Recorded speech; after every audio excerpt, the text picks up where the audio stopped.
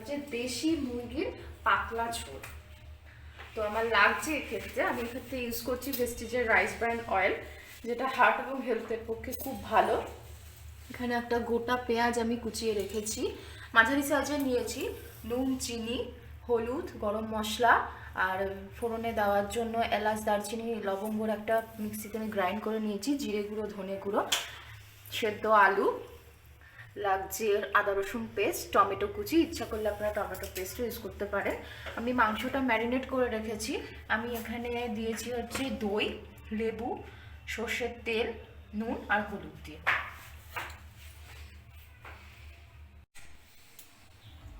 এবার আমি অল্প একটু তেল দিয়ে তেলটা হালকা গরম হতে দেবো। দেন নুন দেব,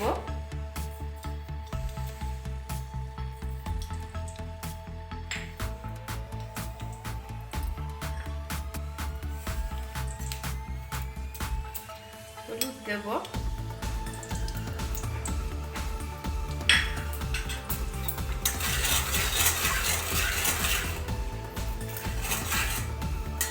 আলুগুলো একে একে ভেজে নেব।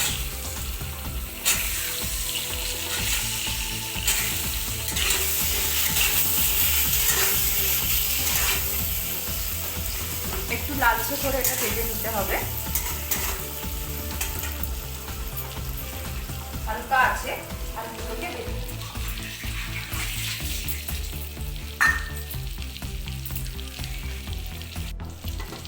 একটু কড়া করে ভেজে নিয়েছি, লালচে করে ভাজা কমপ্লিট।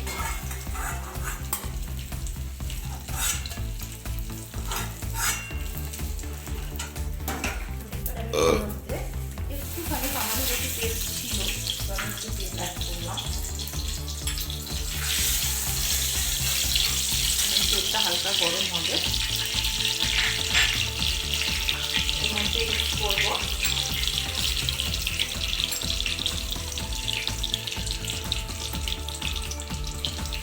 এলাচ, দারচিনি, লবঙ্গ একটা গুঁড়ো করে রেখেছিলাম, একটুখানি সেটা দিলাম। আর দেবো হচ্ছে চিনি,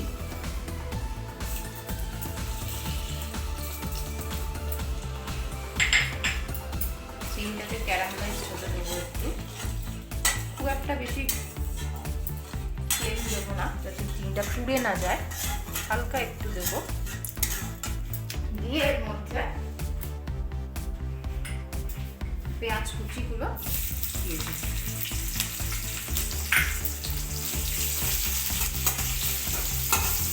পেঁয়াজটাকে ভাজতে দেবো, হালকা লালচে কালার হবে।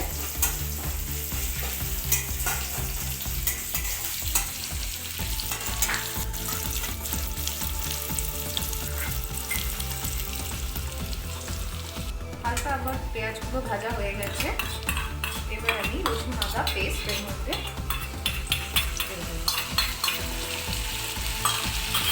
রসুনটাকে ভালো করে ভেজে নিতে হবে, নয়তো একটা কাঁচা রসুনের গন্ধ ছাড়বে।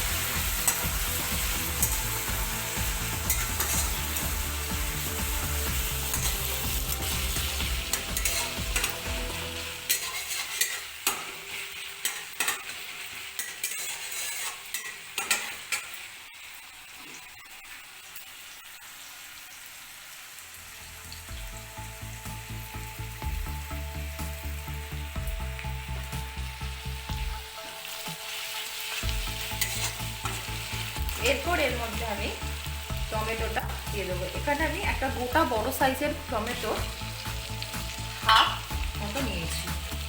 টমেটোটা একটু যাতে নরম হয়ে যায় তার জন্য এখানে ইউজ করবো অল্প একটু নুন দেবো।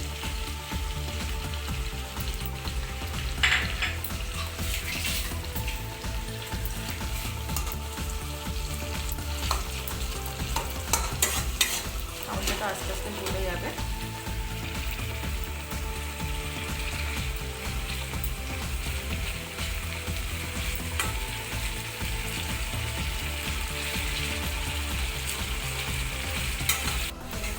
এবার আমি এর মধ্যে অ্যাড করবো একটুখানি হলুদ,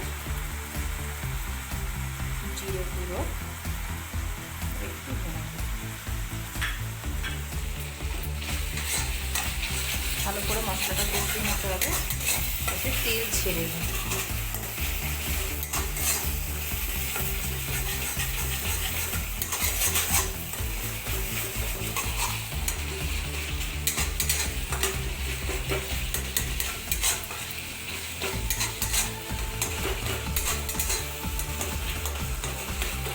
এরপর এর মধ্যে যে ম্যারিনেট করা মাংসটা ছিল সেটা এর মধ্যে দিয়ে দেবো।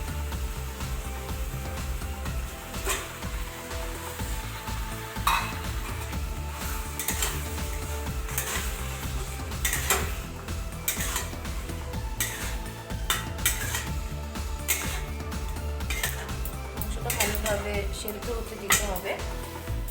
ম্যারিনেশনে যে জলটা বাটিটা ছিল সেখানে আমি বাটি ধোয়া জলটা এর মধ্যে অ্যাড করব।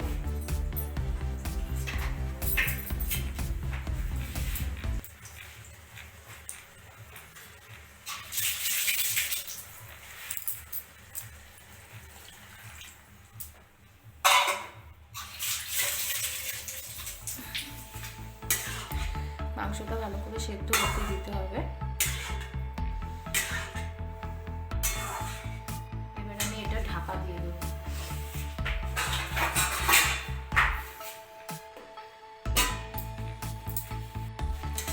মাংসটা প্রায় সেদ্ধ হয়ে গেছে। এবার আমি এর মধ্যে আলুগুলো দিয়ে দিলাম।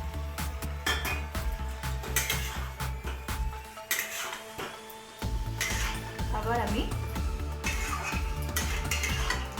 কষানোর জন্য ঢাকা দিয়ে দেবো।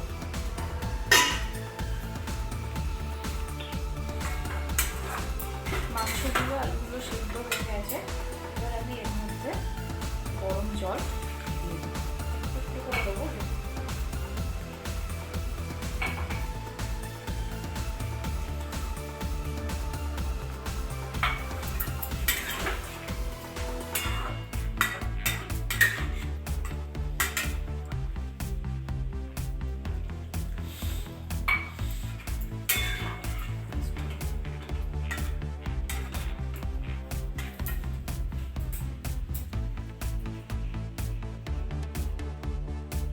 আমার সেদ্ধ হয়ে গেছে। এবার আমি এর মধ্যে নামানোর আগে গরম মশলা দিয়ে দিই।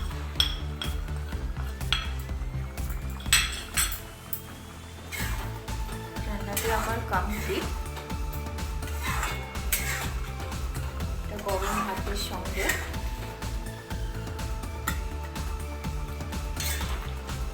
সেটা আপনাকে ভালো লাগবে।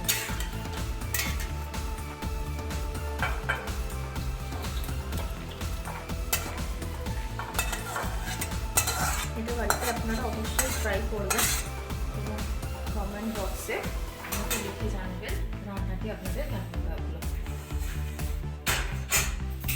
যদি আমার রান্নাটি আপনাদের ভালো লেগে থাকে তাহলে অবশ্যই লাইক, শেয়ার এন্ড সাবস্ক্রাইব করতে ভুলবেন না।